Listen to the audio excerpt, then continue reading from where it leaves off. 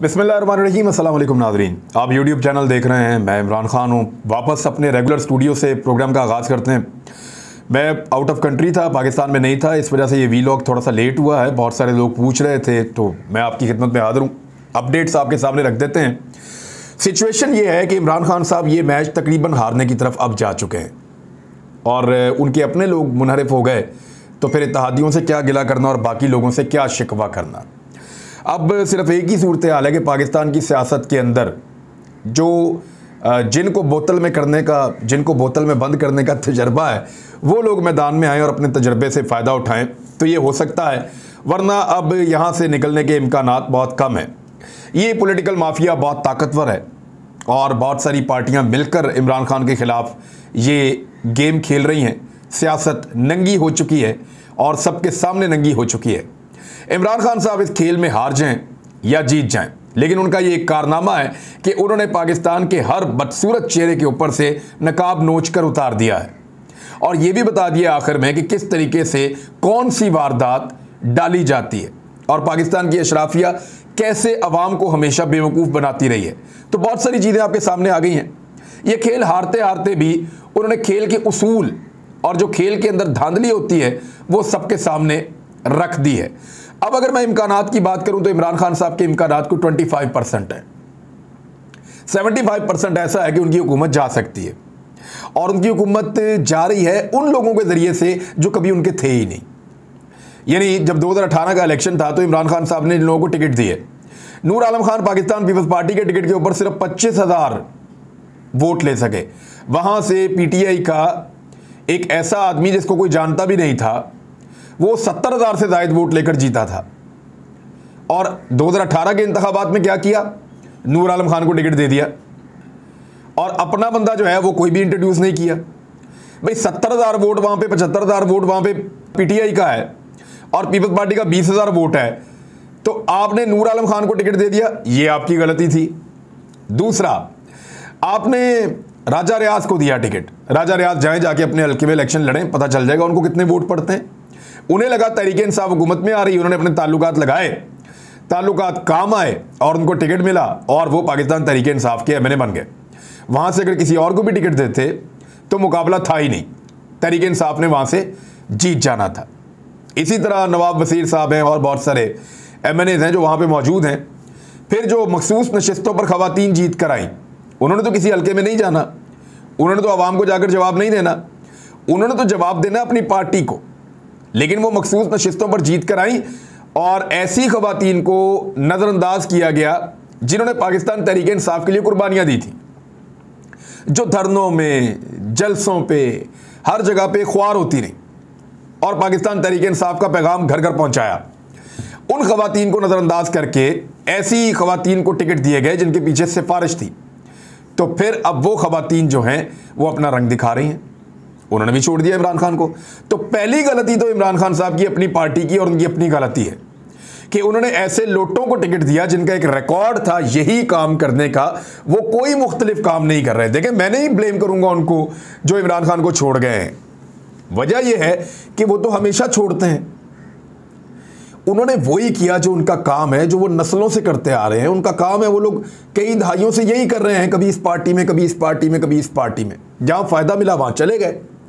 तो इमरान खान साहब के पास जब फ़ायदा मिला वो यहाँ पे आ गए और आज फ़ायदा कहीं और मिल रहा है तो वो वहाँ पे जा रहे हैं।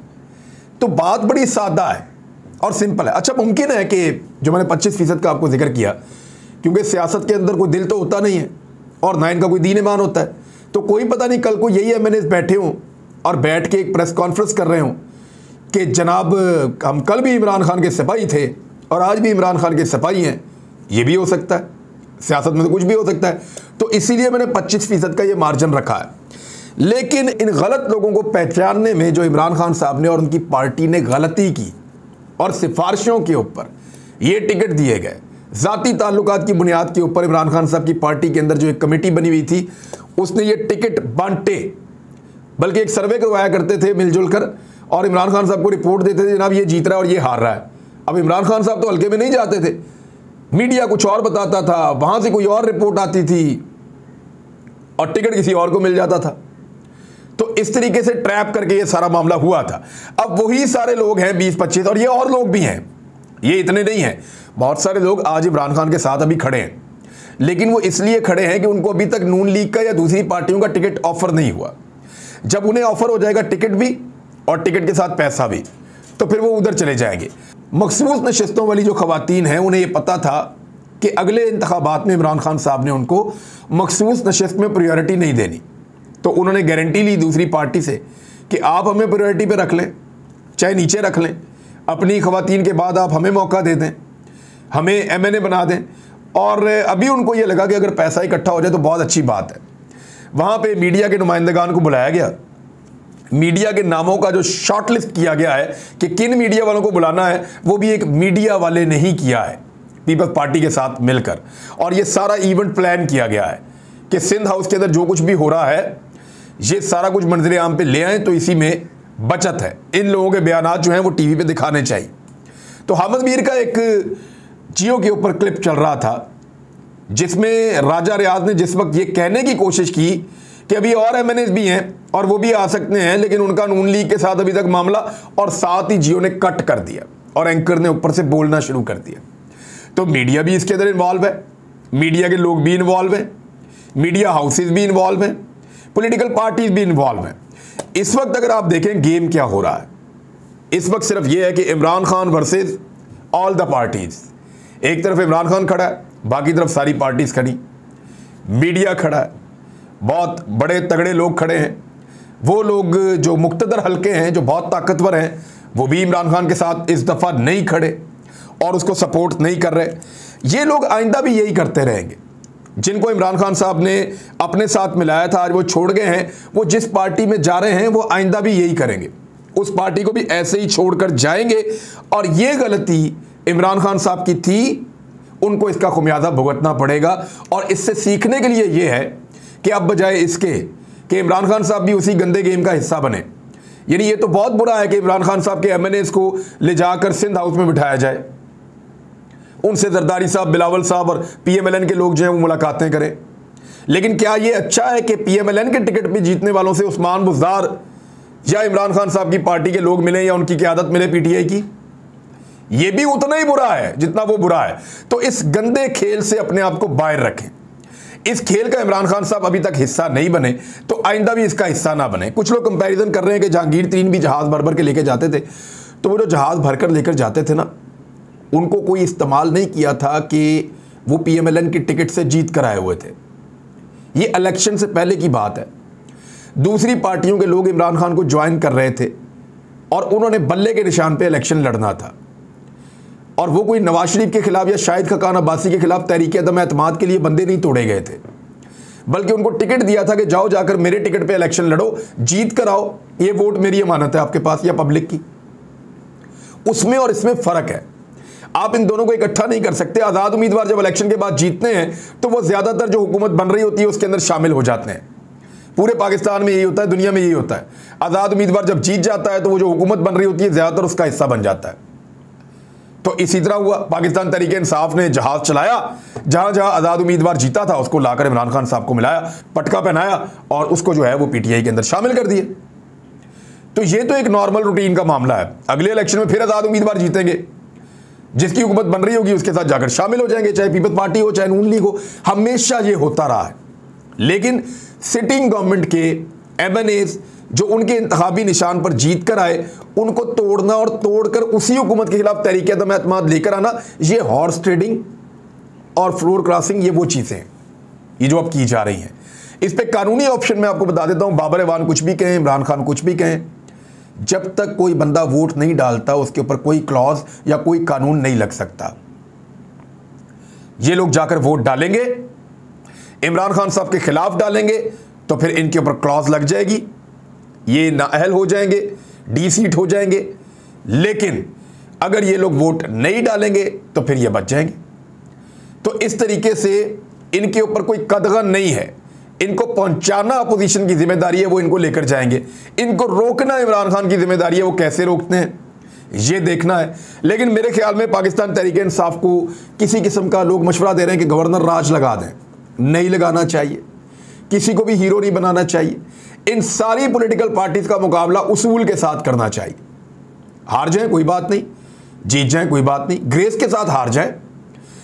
चौधरी बरादरान की ब्लैकमेलिंग में ना आकर बहुत अच्छा किया, उनको वजारत आला पंजाब नहीं दी इमरान खान साहब ने, लेकिन अब भी अगर उनको वजारत आला पंजाब देंगे तो वो ये सारी गेम करके और सबको साथ मिला के कुछ ना कुछ करके इमरान खान साहब की हुकूमत तो बचा देंगे, लेकिन वजारत आला पंजाब ले लेंगे, मगर पाकिस्तान तहरीक इंसाफ को हमेशा के लिए एक कमज़ोर और एक फारक किस्म की पार्टी बनाकर चले जाएंगे। इमरान खान साहब ने अगर इस पार्टी को मजबूत बनाना है और वो ये चाहते हैं कि पाकिस्तान के साथ साथ ये पार्टी हमेशा चलती रहे, देखें लोग आते जाते रहते हैं, पार्टी चलती रहनी चाहिए। अगर वो चाहते हैं कि ये एक बड़ी पार्टी के तौर पे चलती रहे और इसका नजरियाती कारकुन जिंदा रहे, तो इस वक्त उनका हार जाना उनके फायदे में है। हाँ, अगर उनके लोग अपने वापस आ जाते हैं, उनके इत्तेहादी वापस आ जाते हैं, ये ठीक है, लेकिन अगर उनको अपोजिशन के बंदे तोड़ने पड़े तो नहीं तोड़ने चाहिए, उन्हें गलत हथकंडे इस्तेमाल करने पड़े नहीं करने चाहिए, लोगों को लालच देनी पड़े नहीं देनी चाहिए, इन चीज़ों से अपने आप को गवर्नर राज लगाना पड़े, इमरजेंसी की तरफ जाना पड़े, ये सारा कुछ इस वक्त नहीं करना चाहिए। इमरान खान साहब मुकाबला करें, हार जाएं, बाहर आ जाएं, लेकिन उसके बाद क्या होगा? एक भानुमती का कुंभा है जिसकी हुकूमत बनने जा रही है। मैं आपको बताता हूं कि कैसे जूतों में दाल बटने जा रही है। सदर जो है वो पीपल्स पार्टी के जो नए बनेंगे आरिफ अलवी साहब के बजाय, और वो जरदारी साहब हो सकते हैं, और जरदारी साहब ही हैं।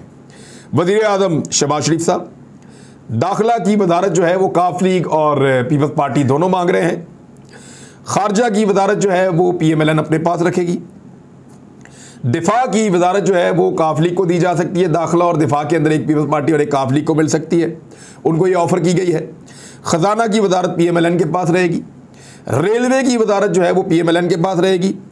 एविएशन की वजारत एक और पार्टी, कश्मीर कमेटी और कश्मीर की वजारत जो है अमूर कश्मीर, ये चली जाएगी फजल रहमान साहब के पास।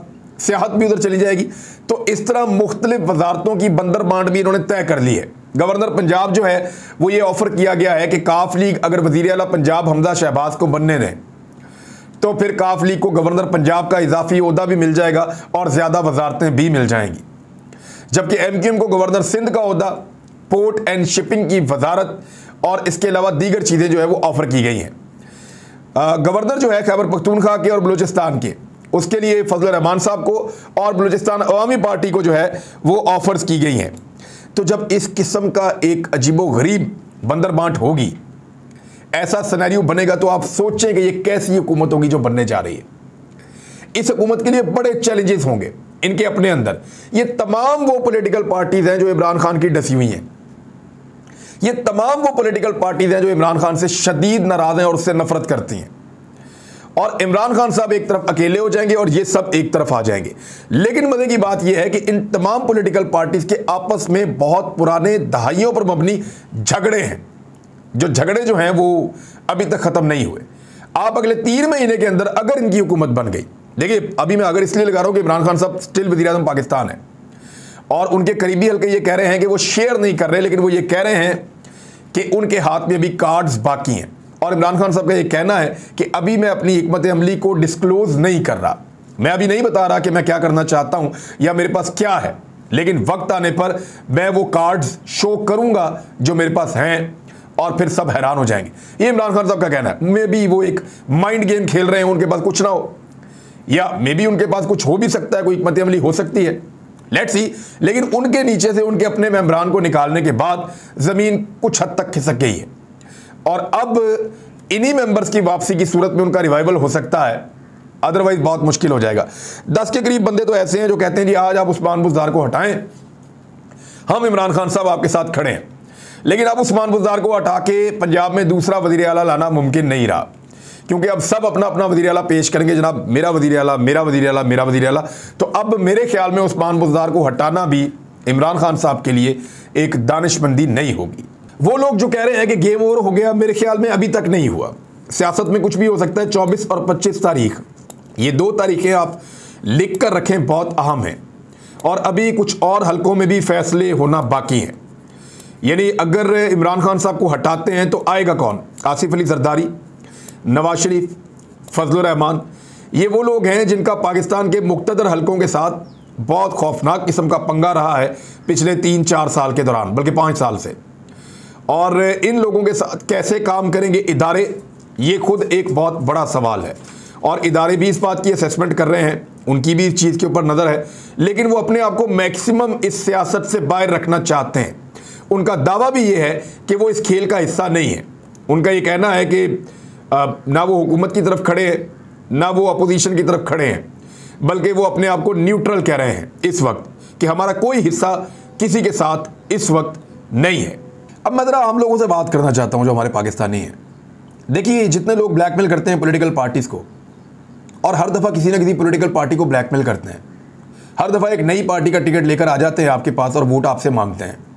आप लोग इनको एक नई उम्मीद के साथ वोट देते हैं और ये आपके वोट का सौदा करते हैं। ये अपना वोट 15 करोड़, 20 करोड़, 25 करोड़ में बेचते हैं, और बेचने के बाद उसी में से थोड़े से पैसे दोबारा आपके ऊपर खर्च करते हैं। कैसे? इलेक्शन में दफ्तर खोल के, बिरयानी खिलाकर, कीमे वाला नान खिलाकर, और थोड़ा माहौल बनाकर, लाइटें शाइटें जलाकर, और फिर हमारे लोग इन्हीं को नारे लगाते हुए वोट दे देते हैं। और फिर ये दोबारा जीत कर आ जाते हैं और थोड़े अरसे के बाद उसी वोट को बेच देते हैं। इन्होंने ये वोट यूसुफ रज़ा गिलानी को सेनेटर बनाते हुए भी बेचा था। ये वोट बार बार बेचते हैं। यही वो शक्लें हैं जिनके साथ सब राब्ते में रहते हैं, और इन्हीं के ज़रिए से पाकिस्तान को कंट्रोल करते हैं कुछ ताकतवर हलके भी। तो अब आपके पास अगर आइंदा ये लोग वोट मांगने आए, आप क्या करेंगे? क्या आप वही करेंगे जो आप दहाइयों से करते चले आ रहे हैं, कि इन लोगों को दोबारा एक नई पार्टी के साथ, एक नई उम्मीद के साथ फिर आप मुंतखब करें? एक्चुअली वोट को इज्जत दो का जो नारा था वो यहाँ पे इंप्लीमेंट होता था, और आज कोई भी वो नारा नहीं लगा रहा, क्योंकि वो नारा तो कॉपीराइट के साथ था, और जिनके पास कॉपीराइट है वो चुप करके बैठे हैं और उसी 2 नंबरी का हिस्सा हैं, जो 2 नंबरी माजी में भी वो करते रहे हैं, और जो 2 नंबरी उनके बकौल उनके खिलाफ भी हुई थी। तो खेल वही है, खिलाड़ी नए हैं, और खिलाड़ी बदल बदल कर आते हैं और फिर उसी खेल को खेलते हैं। इमरान खान साहब को इस खेल को अगर रोकना है तो फिर एक मर्तबा हार कर दोबारा मैदान में आना पड़ेगा, इस चीज़ के साथ कि उनको बहुत फ़ायदा होगा, सारे मिलकर हुकूमत कर रहे होंगे। दूसरा, उनको फ़ायदा ये होगा कि वो अपने अच्छे काम गिनवाएं, और जो इनकी कमज़ोरियां हैं उनको भी गिनवाएं, उसके बारे में भी बताएं, और अपोजिशन में रहकर वो बहुत सारी चीज़ें बेहतर कर सकेंगे। लेकिन अभी भी मैं आपको कह रहा हूँ कि चांसेस 25% मेरे मुताबिक इमरान खान साहब के भी हैं। अब तक के लिए इतना ही। अपना ख्याल रखिएगा, अपने चैनल का भी। अल्लाह हाफ़िज़।